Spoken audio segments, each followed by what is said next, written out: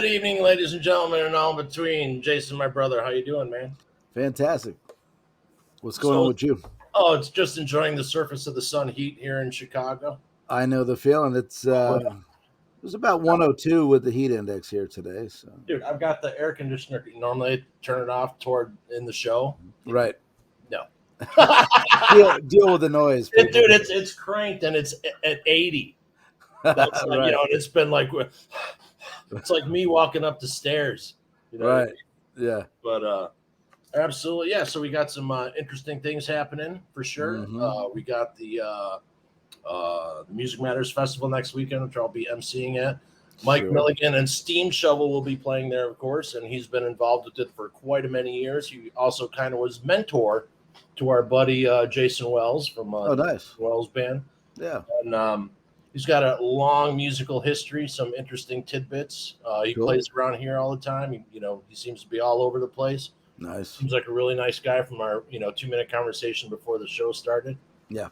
I just felt a cold air for about a half a second. Well, savor it. Savor it. Don't waste it. I even had to, there's nothing better, because I don't like to drink other than having a couple on Saturday, but there's nothing better on a hot day than a cold adult beverage. That's right. But, and I also have my trusty ginger ale, because I'm 54. Yeah. I know. Trust me, I know. Right? So, what else has been going on? What's going on in South Carolina? Same old, slave to the grind. That's it, Yeah. Yeah, no red carpets or, anything like that going on for me. Just because mostly people, escape these days. Yeah. So they don't normally. Right. Anyway, but as soon as this loads here, we'll be able to play it. Yeah.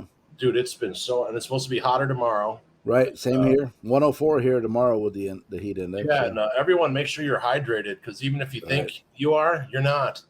Oh, I know, dude. I felt like I was at work today, and I just started feeling really lousy. Right. I took my socks off after driving 12 hours yesterday. Right, I took my socks off, and it looked like a poodle. Like, my dad was a magician. It looked like one of the balloon animals. Right. I guess I need some more water. Yeah. But that's terrible, man. Yeah, so we'll be right back with Mr. Mike Milligan after this.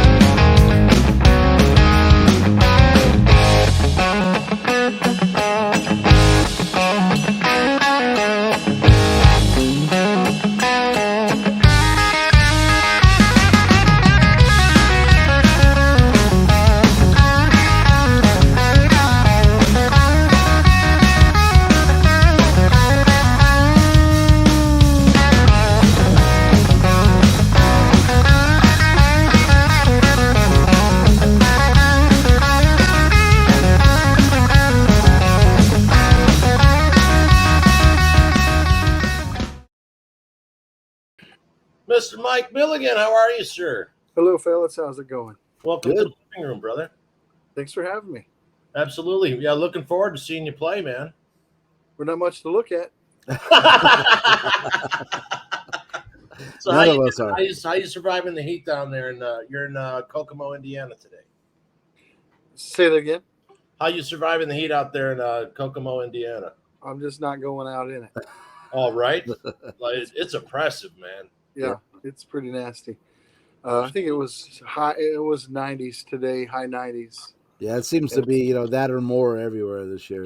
Humidity and gross. So Right. Yep. I'm just going to stay inside. That's I don't know right. if it's true or not, but I saw something on Facebook because everything online is true. A lady baked bread in her mailbox. It took her 45 minutes. Yeah, in Texas, I saw that. Yeah. Wow. Yeah.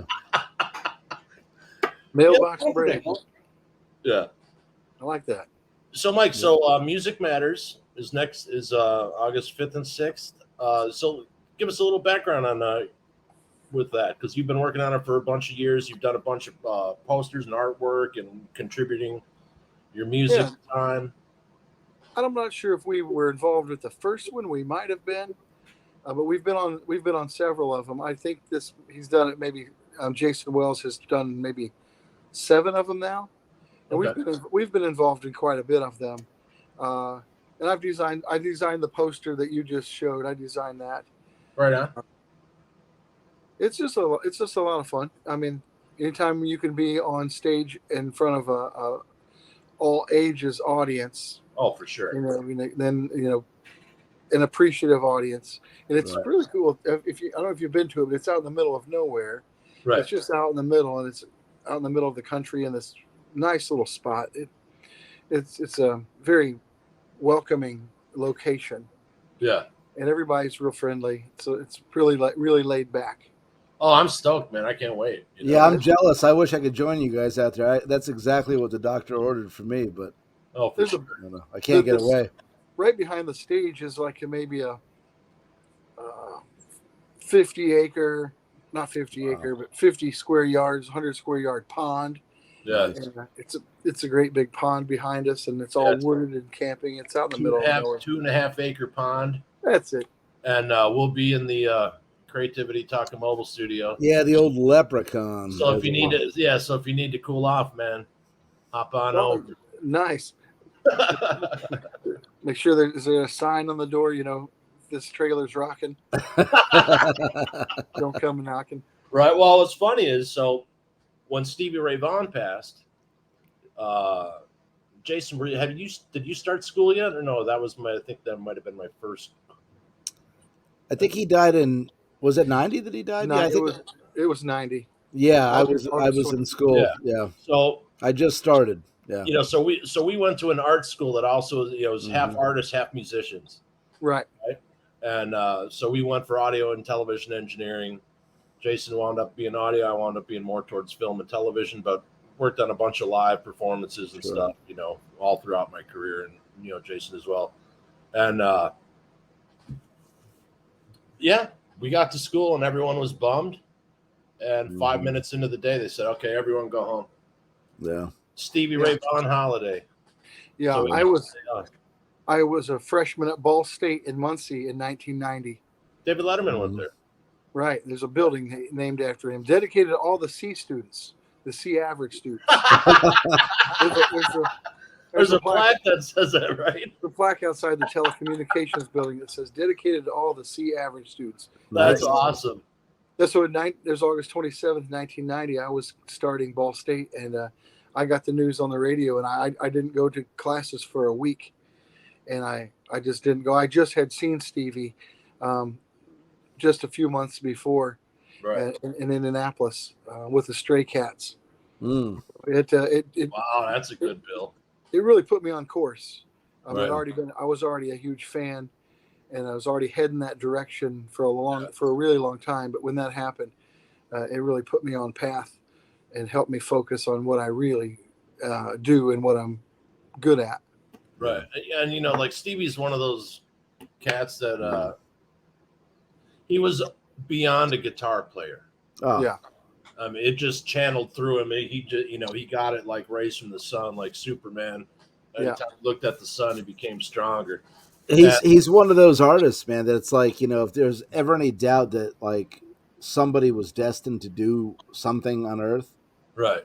I mean, there you have it. That guy was like so good. He was so much better than everybody else that, right. Right. I mean, it was really just a natural thing for him. Right. Just like what you guys do that you're really good at, the stuff that you do that you're really good at. That's just what it was for him. It just came naturally. Right. I'm still trying to figure out what that is, but so am I, man. We all are.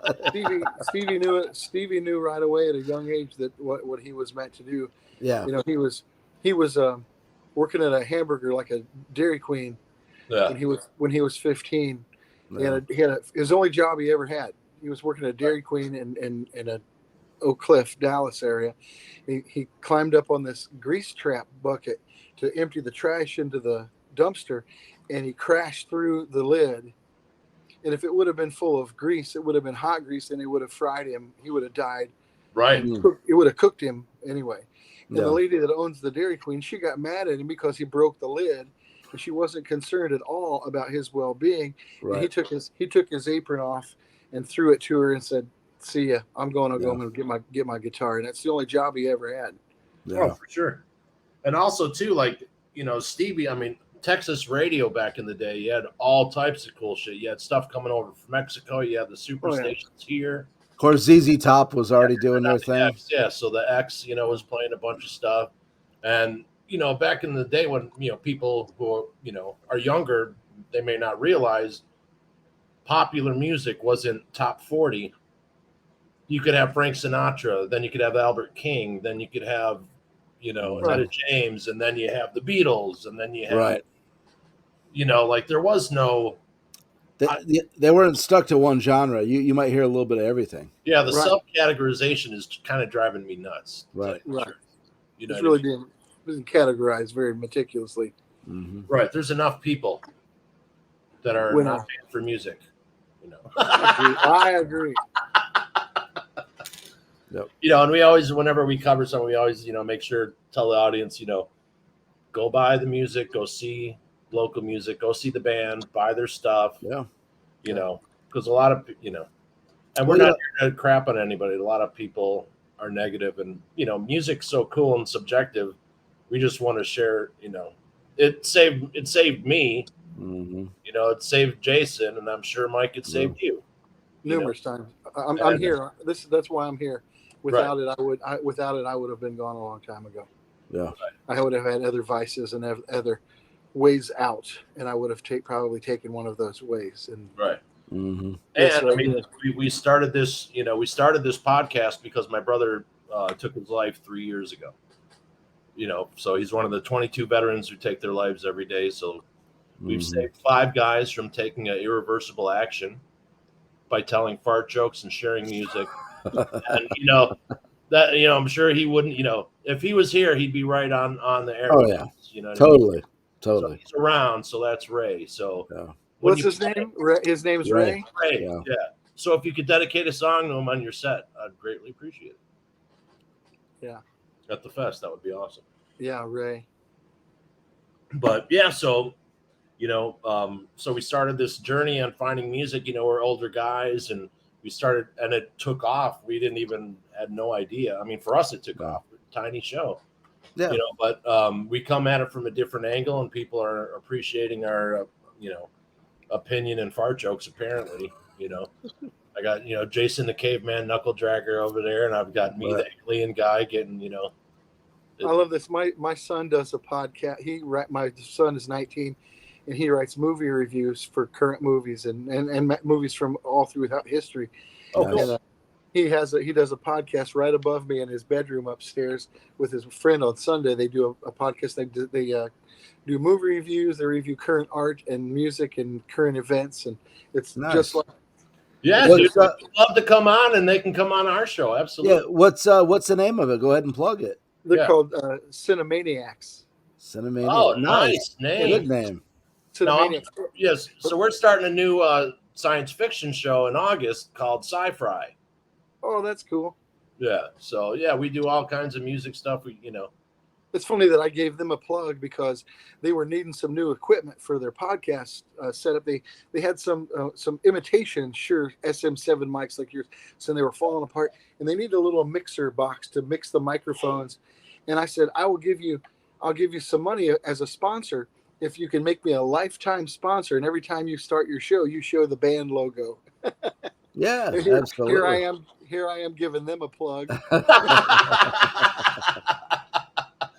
Well, right on. No, but that's how it works, you know. Yeah. So we do tunage every Wednesday, Thursday, and Friday. And it started out as guitar-based stuff, and it's, you know, traveled into other things. And like Stevie Ray Vaughan, we're finding these immensely talented musician. Like there's a singer, she won like Norway's Got Talent at like 8 years old. Mm-hmm. And like Stevie channeled it and is beyond. She is 10 So good. Jazz Torch best female vocalists all reincarnated into one body, and Angelina Jordan. Wow. Okay. Just unbelievable. I mean, Right. like we heard 2 notes and we stopped the music and we're like, what? You know, because when you hear that, you know, like I said, a once in a generation. Yeah, she's only 17 now, but she started when she was 9 or something like that. Yeah, and it's unbelievable. And to find something like that, you know, so our podcast is basically turned into, you know, remember what it was like going to the record store in 1987? You come home from Friday after getting paid, throw something down your mouth real quick, head over to the record store, and all your buddies, all the guys you were going to jam with, everyone was there, and everyone's trading vinyl. Check this out. And that's what I was hoping we would turn it, and it did. And so it's kind of really cool. And there's some really educated music fans that are, showing us a thing or two for sure. Yeah. Mm-hmm. You know, so how did you start with music? What was your spark? My dad was in the Drifters. Really? Get out of town. That's awesome. So wow. when I was that helps. Yeah. So my dad's band was we traveled all through the Chitlin circuit down south. Mm-hmm. When I was would have been like 1976. I was 4 or 5. I was 5 years old. My brother was just born. Wait a second. Let me back up. That would have been like 1974, 75. Yeah, I was 3 years old, and my brother, who's our bass player, was 1. And we traveled on a bus with my parents, and my mom, and my dad's band was the Drifters. Wow. Opening act for quite a long time.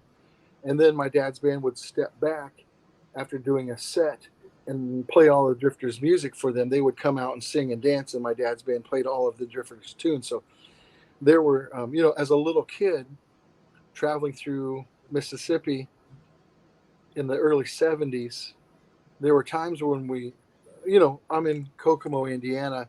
It's fairly homogenized community. Yeah. Didn't know a lot of Hispanic people, didn't know a lot of black people. But when we were down south as a little kid, we would go into a gas station. Yeah.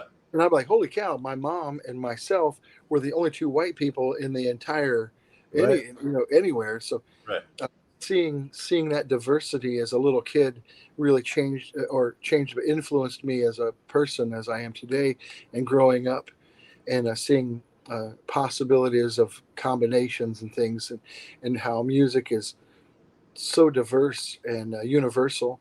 Oh yeah. And here my dad his band is playing with an all black vocal group. Mm-hmm. And so that's where I got my first guitar when I was 6, but I'd always played piano and drums when I was 4 or 5 years old. I was absorbing all of this stuff as a little kid. So that's where I got it. It's never left.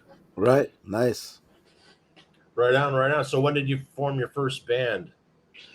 I was in, bands have a broad definition, right? So right. When did the garage start to get plugged in?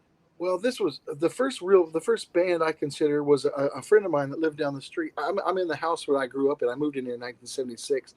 So This is my childhood home that I live in. Oh, nice. A kid down the street got a drum set. I was in 2nd grade. Kid down the street got a drum set, and I had an acoustic guitar and he got a drum set for Christmas, and he dragged his drums out on the front porch in the snow, and because they didn't want to hear it inside. Right. And we would jam on his front porch several days a week, and for some reason I was looking at a Guinness Book of World Records, and the fastest land car at the time was called the Blue Flame, and it did the Salt Flats. It did a land speed record. It was called the Blue Flame. I think it might have been a jet powered car. So I was like, told my buddy, we were 2nd graders. I'm like, hey, we're the Blue Flames. Nice. And then a couple years later, there were some kids in the neighborhood, and we all had instruments and had the whole thing together, and we were called the Alley Cats. Nice. It was probably a 4th grade, but real band would have probably been, I mean, was sophomore year of high school where I put together a real garage band. And we were writing stuff, and we were doing covers of pop tunes at the time, U2 and what In Excess, whatever was popular at the time. Yeah. And a saxophone player, and then a couple things in high school, and I graduated, went to Ball State, and really focused on absorbed all the stuff that I absorbed as a kid, and put it all together. It just kind of happened. No, what And did you here study at Ball State? Did you go for music theory? And No, I'm actually a licensed art teacher. oh, right on. So I'm an artist and graphic designer, a painting, sculpture, all that artsy fartsy stuff. Oh yeah, what you got there? Oh, nice. Yeah, it's whatever you think it is. Yeah, I like it. Yeah, I love art. I was that's originally I was going to be a cartoonist. Charles Schultz and Oh yeah, Hagar the Horrible, and Andy Capp, and Snoopy, of course. But yeah, so a lot of people I've noticed that are musicians are also into the visual art, Right. yeah, and it kind of maybe they start off at artists drawing, and then they're like, I can tell more if I add audio. So you actually tell them the physical story, and then and then I find that a lot of musicians that are artists, when they write lyrics, they write more cinematically than, let's say, yeah. versus a poet. Right. A lot of my lyrics are almost stage directions. When I write a song, it almost has a visual. I mean, it does have a visual that goes with it as I'm writing lyrics. The lyrics, almost like I said, they're almost like stage directions or a camera directions. It's telling you what the video should look like. Yeah. And I can picture them in my mind. So anytime I've done any music videos or videography that go along with our videos, I already know what they look like. So Right. I've already got it scripted out, what colors and camera angles and motions and all that, textures, everything. Right. Yeah. Like when I come up with an idea, because I'm, film and television, I was a special effects guy for 10 plus years. I always think when I think of an idea, I see it fully formed, done, edited, everything is in there, so I know what I want. Yeah. You know what I mean? Cool. Oh, try this. Well, no, you can do it that way. Mm-hmm. And once you get it my way, we can try your way, but we're going to do my way first. and then we're going to keep moving on. Yeah. Right. Yeah, exactly. So, Mike, what was your first good guitar?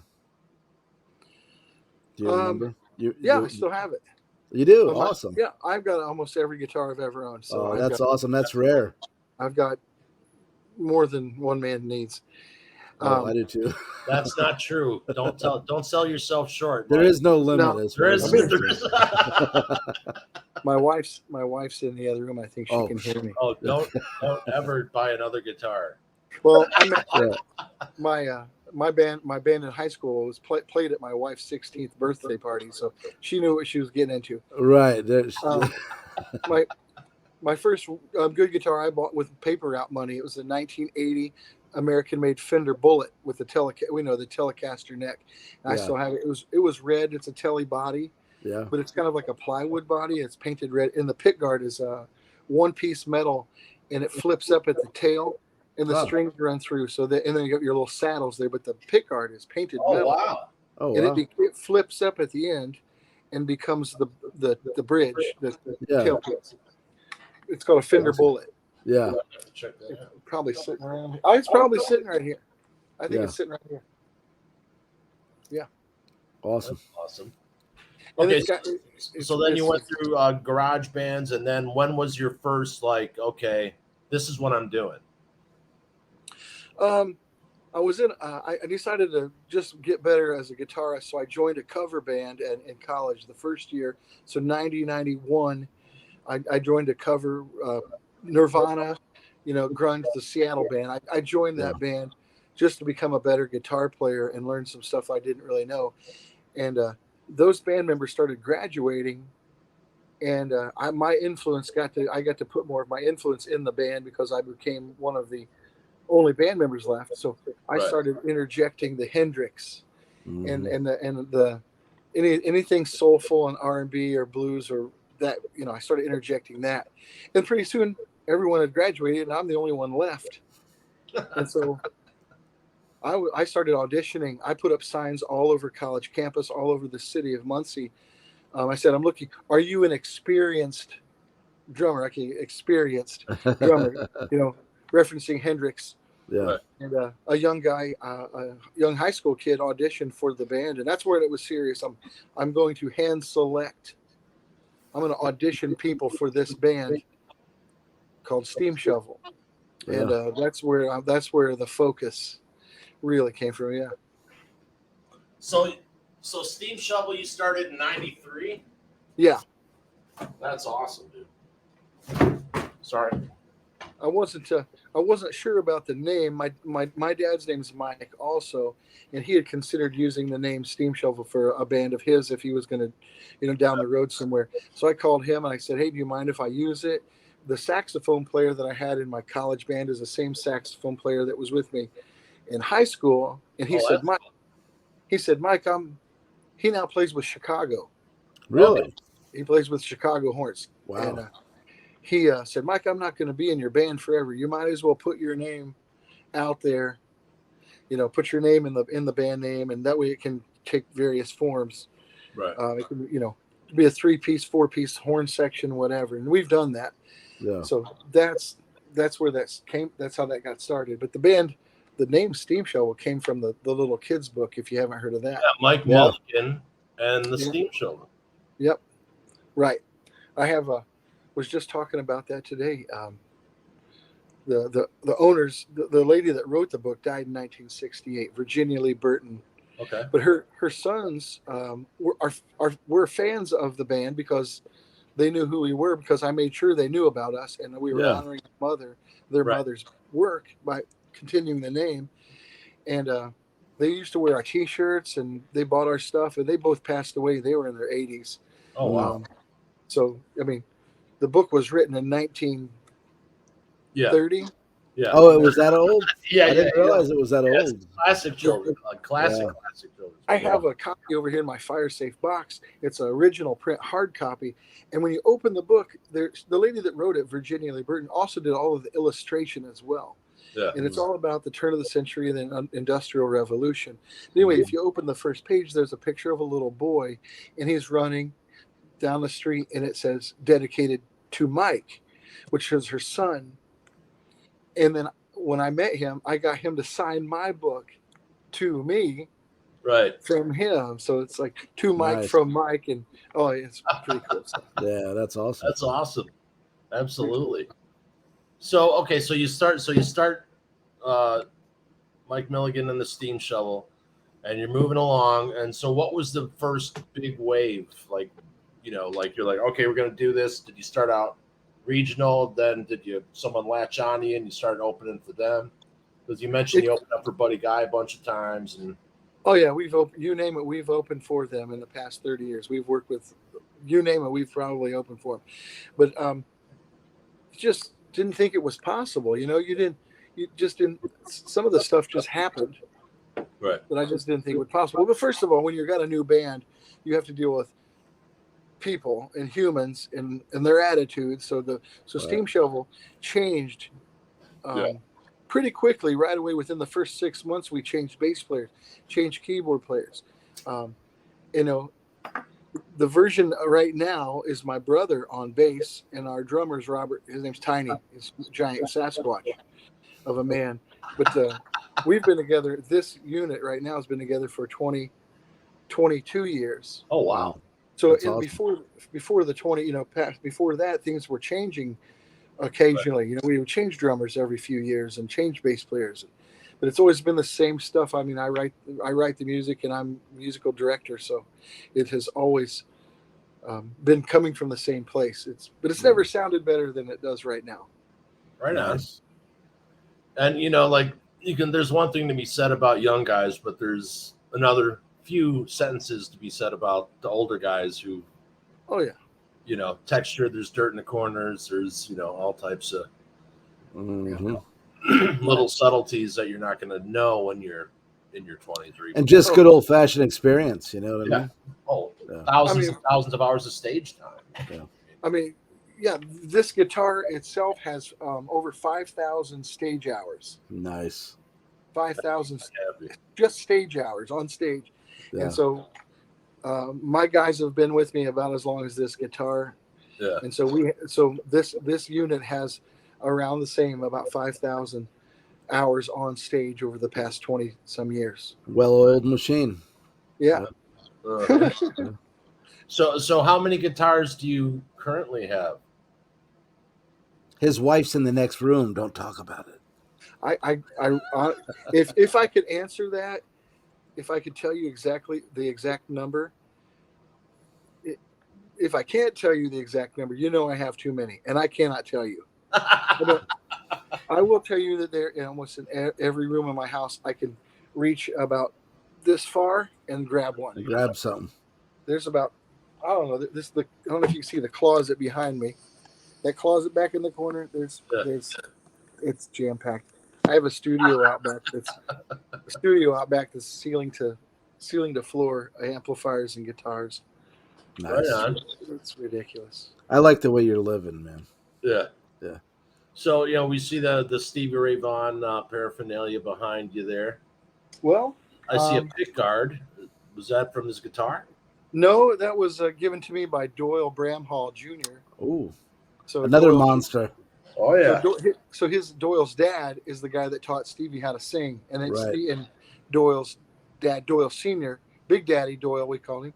He wrote half of Stevie's music with him. Yeah. Oh, really? Yep. Yeah. I roadied for him Oh, wow. a long time ago for a while. But anyway, his son sent me that pick guard. The album, I don't know if you can see the round disc. It's a picture album back there. Yeah. That was given to me by one of Stevie's good friends, Jill Savage. Mm. Okay. So is the instep poster. That whole corner is Stevie. It's like a shrine. Yeah. It's a painting and a lot of posters. And inside that closet, it's pretty magical. I can't get to it right now, but under that black sheet is quite a nice collection under there. Right. I got a 1968 Rogers Holiday kit behind me. I don't know if you can see that. Nice. Yeah, I just spotted it. Yep. Cool. Nice. White sparkle. Yeah. Nice. I dropped 30 pounds. I got an electronic drum kit last year, and I dropped 30 pounds, man, over like 6 months. And that's just I had played it for like 20 years, and it's been nothing but fun, Oh, yeah. But I said it's everywhere. I mean, I can't hardly go anywhere in my house and just play some instrument. There's a piano in the other room. There's bongos, djembes, congas everywhere. yeah. It's a sickness, I think. So, Mike, did you spend a lot of time in Texas? I mean, like, to know Doyle and that, you do a lot of playing down in that part of the country? Or? I have in the past. We used to travel down there quite a bit. Yeah. And do Austin Saxon Pub and on 6th Street, and we do Dallas, Elm Street, Deep Ellum. It's been a while since we've done that, but there's how things happen. It's almost unexplainable. So I'm delivering a piano for a piano company here in Kokomo. Mm-hmm. To this, we're going to deliver a piano from the music store to this lady's house near Indianapolis. Her name is Jill Savage, and she's from Kokomo, but she just moved back to town because her father had passed away. Right. And right before her father passed away, her best friend, Stevie Ray Vaughan, passed away as well. So she decided she moved back from Dallas, Q105 radio. She's a DJ. She moved back to Indianapolis, and she wanted her piano from her childhood home delivered. So they contacted me. I do piano moving. And delivered her piano, and she and I became friends. And she led me to Doyle. She led me to lots of stuff. And then I think Stevie maybe had a hand in some of it. I don't really know, but it sure feels pretty magical sometimes. Like I had no control over it. Right. I just go with the flow. Yeah. That's So awesome. So I hear you played with Double Trouble. And there you go. I had no control over that. It just happened. I don't know if you've seen any of the video. Have you seen any of that? No. I happened to read it, like catch it before, you know. Well, if you happen to get to YouTube and you type in Mike Milligan and Double Trouble, you'll find video of me fronting them. So we're in Nashville playing BB King's. No. We were playing Printer's Alley in 2 nights in a row. And the day off, during the day, we went to BB King's for lunch, and there's this young guy playing guitar, Bart Walker. And we invite him to come and sit in with us the night, and he comes and sits in with us. We become friends. And he calls me a couple months later and says, hey, he's putting together a Stevie Ray tribute show around the anniversary of his death, and would I want to come down and be a part of it? Would I? I said, sure. He said, I said, who's involved? And he said, well, it's just me and my band. I said, count me in. And then about 3 weeks later, he calls me back. And he said, are you still in? I got some news for you. Reese Winans lives here in Nashville. Reese is now in my band. What? There it is. And there it is. That's me on the right. You can see me awesome. playing this guitar. And Tommy Shannon. And so he says, well, since we got Reese is in my band now. And we already contacted Tommy and Chris, and they're going to fly in from Austin for this show, and we're going to have rehearsals. Are you still interested? Yeah. No. Are you busy? Then I got a phone call from Reese Winans. He calls my house, he calls my cell phone, and he said, you're driving down. Do you think you could swing by the airport and pick up Tommy Shannon and Chris Layton? No, absolutely not. That's out of the question. What do you think? I'm a taxi driver, Reese? That's going to to come. cost Am I a cabbie? Nobody else wants to do this. Nobody else wants to. He said, no, everybody's busy. I said, I'll do it. Everybody's too busy to pick up Tommy Shannon and Whip, right? Yeah, the best rhythm section of all time. Right. So I leave. So I leave Kokomo about noon or 10 o'clock in the morning, and I get down there in time, and I circle around the airport pickup about 5 times, and here they come with their Tommy's got his bass, and Chris has a snare drum in a case and a couple bags, and I'm driving my wife's Honda CRV, and so we throw everything in there, and I'm driving, and they're sitting in the back like a cab, I'm escorting them around. Yeah. And I can see in my rearview mirror, I can see them sitting back there and us having conversation, and it was pretty cool. So they thought I was their driver, and I was. I drove them to the hotel. I drove them, right. I drove them to lunch, and then I drove them to rehearsals for the show. And when they called my name, when the music director called my name for my turn to come up and front them, they were like, "Hey, what's he doing here? That's our driver." And so it's great. I got pictures of Tommy Shannon sitting down next to my brother, just warming up. And we stayed at the same hotel. And Tommy was latched onto me real good. He was a very, he just really, we were drawn to each other. He was very quiet and reserved. And he stayed in his hotel. And we brought him dinner, brought him lunch and stuff. But he latched on to me, and we became friends. Nice. His wife texted me afterwards a couple days later and said, thanks for taking care of Tommy. And he said, by the way, he didn't realize that you were so good. He should have been carrying your stuff. Yeah. And he said, you can quote me on that. So if you'll notice on any of our posters, it's on all of our posters, That's awesome. Yeah. So yeah, that's he's a monster. Cool. What a bass player, man. If you get a chance to watch that Crossfire video of me singing and playing guitar. I'm gonna watch every goddamn one of them. Oh yeah. Now that we know that, we'll be all about it. Yeah. Reese is on there. He's like, "Come on, Mike. Come on, get to it, Mike." And we do Crossfire, and the place is packed. Yeah. And then we do it. It was phenomenal. I mean, there it is. Yeah. Right. I mean, every time I see him on stage, I just Double Trouble's around. Well, Reese, what a monster he is too, right? Oh yeah, he's playing with Bonamassa now, but oh yeah, he's just amazing. And by the way, I I worked with Bonamassa when he was 15. When he was in Bloodline, I recorded Bloodline down. Right. I think it was Miami Beach in the early '90s. And look what he's gone on to be. You know what I mean?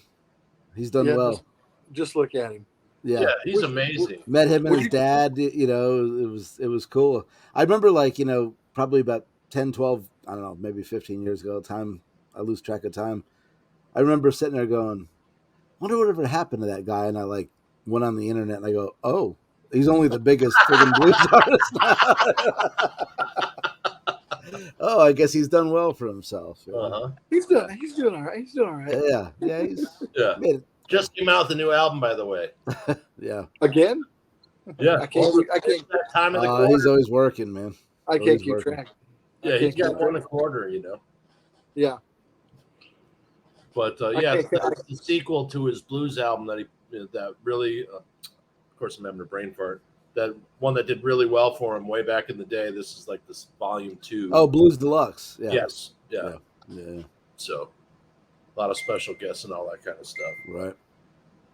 I was telling you that the guitar player that was in Nashville that we went and saw at BB King's that invited me down there to do the Double Trouble thing. He now, he's a Nashville native. He's fantastic. His name's Bart Walker. He's the other guitar player on stage in that picture you brought up. He is Hank Williams Jr.'s guitar player. So he's when Hank Jr. goes out, he's with him every time. So Nice. and Bart's a young guy. So Playing with slouches. Yeah. And it's totally cool too. Like, you get that little bit of, it's like being close to God if you're religious, right. like, 2 steps away. Tommy Shannon and, just unbelievable. Well, the thing with Stevie, that happened in 2000. That was 2010. So with Double Trouble, the thing with Double Trouble and myself, that was 2010. So it's been a while. And I've met a lot of people along the way, and I've worked with a lot of people along the way, and I've learned lessons that that's not how you treat people. Right. That's not how I've been treated like crap by some of my heroes, and I've really been afraid to work with any more people that I admire because I don't want to be let down. Right. Yeah, it's disappointing. Yeah, beware of meeting your heroes. I mean, that's one second. I grabbed something. So here we go. This happened last March, and it kind of brought things full circle. And I'm so glad that the guy was so generous and kind. He invited me to be his opening act when he came through Indiana, and I opened the show for him solo. I played one of my national resonators just by myself on stage, and opened for him. And I don't know if you recognize that guy or not. Oh, Jimmy. Good old Jimmy. 6 That's strings crazy. down. Yeah. Man. Yeah. So after that, I was like, hey, man, I can't believe the stuff that I've been able to do. I just because I've been working really hard at it, and I've tried to be as nice as possible to as many people as I can. And, it just keeps going. That's awesome. I'm not trying to stop it, but it just keeps going. And that was pretty full circle right there for me. Absolutely. I mean, most of the people have been around for a long time. The reason why they're around for a long time is because they're nice people. Most of the time. Well, Yeah. Sometimes, receipts come first, and then ego. If there's a huge ego involved, it's always negative. and I mean, the amount of Stevie-related people that have come into your circle is pretty freaky. It really is. Yeah, that's more than a coincidence. You know what I mean? That's like that's a lot. It happens to me a lot. It Yeah. happens to me. Now, what's weird is when I first heard Stevie on the radio, I pretty much immediately contacted my dad, who's a singer, guitar, the Drifters. I said, Dad, there's this guy on the radio who sounds so much like you. It is weird.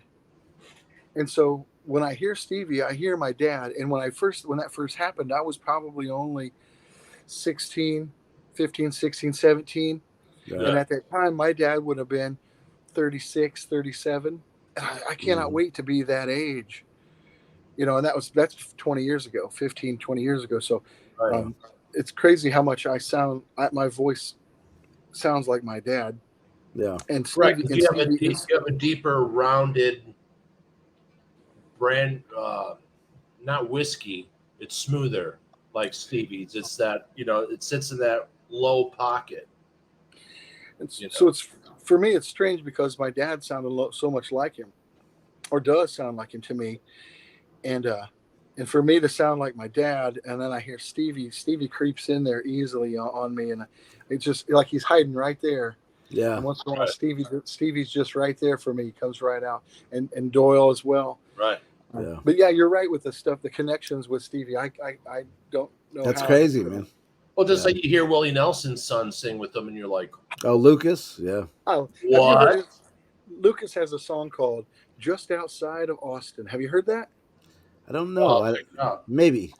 Write that down. Just outside of Austin. Okay. And take a look. There's a video of Lucas Nelson. He's out in his backyard with an acoustic guitar, and you can see the trees, and you can hear these birds chirping. It's like they cue the birds. And he does this song that he wrote called "Just Outside of Austin." That is just amazing. You know what? I might have actually, because I'm a fan of Lucas, so that's it's so eerie though. They sound so much alike. Yeah, and like I'm sure he wants to do his own thing, eventually and everything, but he's going to have to play his dad's songs because you can't get away from it. Yeah. Oh yeah, it's like AJ Croce. Do you know Jim Croce's son, AJ? Yeah. Oh, I didn't know he had a son. Yeah, well, AJ came out with an album, then he went away for a while, and then they opened up a club, and then that didn't do well or something. He came back for another. I've always been a huge fan of Jim Croce, and So when Jim died, AJ was only like maybe 2 years old. Yeah, very young. So, but AJ grew up in with his dad's music. So, AJ's on tour right now, his own tour on small area, Midwest. But it's Croce does Croce. Yeah. So it's him doing his dad's music. It's really fantastic. My wife being a Chicago boy, I wanted to be Bad Leroy Brown.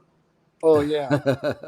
Absolutely. I thought that was the coolest song ever, I love the guitar and operator, man. What a Dude, what a great, so sad. Yeah. And it's weird that, great melody, the guitar is killer. So many great people have been taken out by aircraft. Oh, that's just but they fly more frequently and Sure. So now you know why I don't fly. Why you don't fly? Yeah, now you know why I don't fly, because the whole I put in my time flying, so. The whole Richie Valens story with La Bamba is one of my favorites. Yeah. I'm a huge Richie Valens Los Lobos fan, and that movie La Bamba just tears me up every time. I watch it every Cinco de Mayo. May 5th, I watch that movie. Nice. Last year, I went to the fence. You went where? The plane landed and it rolled in the fence. Wow. I was in Iowa. That's when we were in Iowa, Jason. Oh, okay. Yeah, right on. I went to see the bridges of Madison County and then saw that. And the manager of the coffee shop that I used to hang out at when I was 19, 20, 21, the manager there was a girl in that town who had tickets for that show that night. Yeah. Or wherever the town that they were playing at, I'm sorry. Mm-hmm. So it was cool. She told me like when she would tell the story, she would turn into a 16-year-old girl. Right. Yeah. Like what, and explain to you like what it was like to, like that was, dude, that's like, imagine pick 5 of the biggest stars in the world. Yeah. Because in rock and roll, there weren't a lot of stars at that time. Sure. And that wiped out half the slate. Well, this place, Greenville, South Carolina, where I live, Skinner played the show here and got on the plane, and this was the last show before the infamous crash. Was Greenville? I didn't know that when I moved here, but I thought. Yeah, and had I not been at school, I would have been at Stevie's show at Alpine Valley. So. Oh wow! Yeah, I'm glad you're leading me right to it. I got a story about that.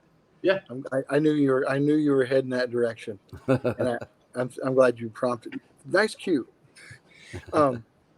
So we were band just recently performed in Utica, Illinois, at Starved Rock State Park, and it's only about an hour and a half from Alpine Valley. And we've performed there for 17 years now, and I can never get my band mates to travel with me to go find the spot.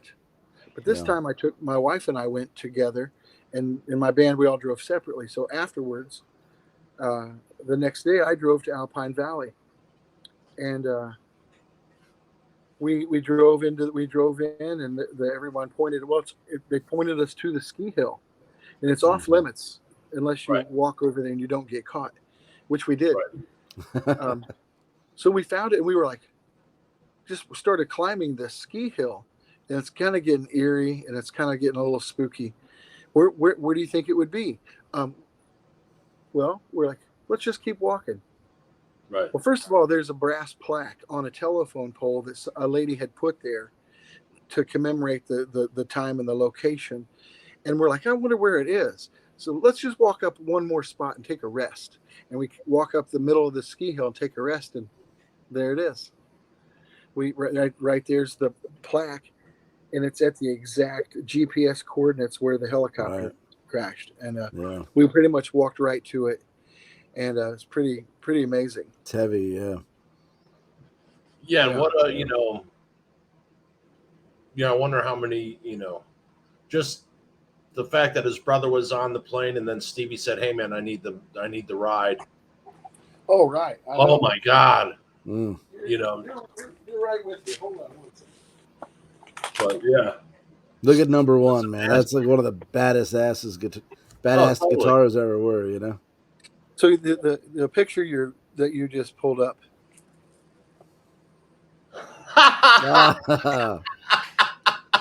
Nice. Nice. So, I don't know if you can see the bottom of it's like I think you were meant to be on the show, bro.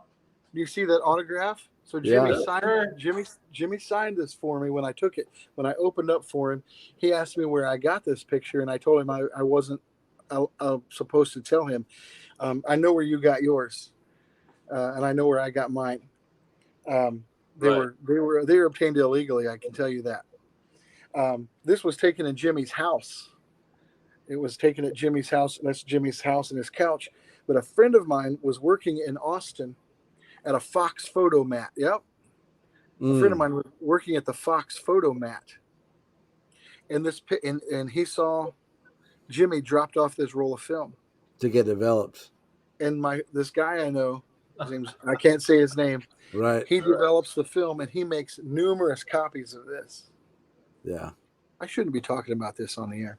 Allegedly. He allegedly. Makes, yeah. He's passed away now. The guy but he made a stack of prints of that and distributed them to a handful of people, and then those people distributed them. But that picture, Jimmy looked at this picture and he's like, "Well, how the hell did you get this?" And he looked at me. I said, "I can't. I got it from a friend. I can't tell you where it came from." Yeah. Right. My son, he's actually going to turn 16 on the 3rd. But he's been playing guitar, and I've been, giving him guitars and, all sorts of stuff. But I recently had the pleasure of turning him on to Stevie. I said, "You got to dive into this." I'm trying to give him, the masters, like start here and just get this stuff in your head, and check these guys out. So Stevie really set me backwards too. I mean, I'd already been studying it since I was a kid and certain things, but Stevie really sent me backwards, and I really haven't gone forward much past Stevie. Like any current musician, anybody that's out there doing it, I haven't really paid much attention. Even like I've worked with Joe Bonamassa numerous times, but I don't listen to him. But I kind of stopped with Stevie, and he sent me backwards to everybody that he learned from. Sure. All the way back to Cotton Fields, all the way back to Lead Belly. Right. Yeah. Oh, Lead Belly. It's fantastic. Yeah. All the way back to the stuff that was, Alan Lomax's field recordings and things like that. So. Yep. And, of course, Albert King, him and Albert, the stuff they did. So I drive people to and from surgeries during the week. That's my day job, right? Okay. And they're usually 72 hours away from death. If they don't get this taken care of within 72, they're gone. So this guy's a 92-year-old guy. He starts talking to me, and I had to drop him off in Indiana. And he's like, yeah, I used to have this band, doo-wop band in the 50s that we started in the 50s. And we were called the Cool Cats. And we had 2 songs. And I'm like, right on. So I'm talking to him, and he's telling me about the mob run clubs in the 60s in Chicago and all that stuff. He goes, yeah, man. He goes, I was on the same bill opening up for Howlin' Wolf and Muddy Waters. Nice. And I'm like, what? Like, I had to high five him on the highway. I'm like, dude, I gotta touch you. Right. I mean, can you imagine? Yeah. I mean, just think of the time, the place, legends, man. Like, I could almost, when he was telling me these stories, I was like in the club looking around. Yeah. You know what I mean? Just the way that it was so cool. And so many people aren't into music history. And like, there's towns like New Orleans, Chicago, New York, of course, New Orleans, St. Louis, Kansas City. There's all these different textures of blues. Yeah. Yeah. And it's to me, it's just fascinating. But yep. Holy cow! Yeah. I'm surrounded by those guys. I mean, the few friends that I have that are still here, that's who they are. They're musicians and from Chicago. Grew up with Wolf and Muddy and Elmer James and Chick Willis and all those guys. So yeah, those guys. Yeah, Paul Butterfield and Bishop and all top. It's amazing what's come through. But hey, so you're playing the Music Matters Festival on Saturday, August 5th. Yeah, let's talk about that. Yeah, August 5th. There's going to be a great time. I love playing there. Jason's very friendly and accommodating to everybody, and he's got. Dude, I love that guy. He is so cool, man. Yeah. He's got his hands full. When you organize something like this, it's not easy. Right. Oh yeah, I mean, we're from production. We get so and you don't see the stuff that goes on behind the scenes that we do, that you guys do. Mm-hmm. For sure. It's gonna be a blast. I've got a new album that's out, that came out just a handful of months ago, and so this whole entire year has been our 30th anniversary tour. It's the album's called Kokomo Honey, and that's the name of the.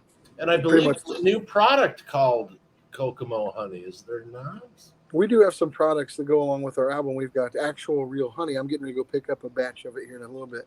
Yeah. And there's a soap manufacturer. It makes homemade or handmade soaps. I'm not far from here. And they're going to make us some Kokomo Honey soap too. So it's stuff that I love and I use. So might as well share it with everybody. So where can people find your music? Like, what's your website, and where can they find the Kokomo Honey products as well?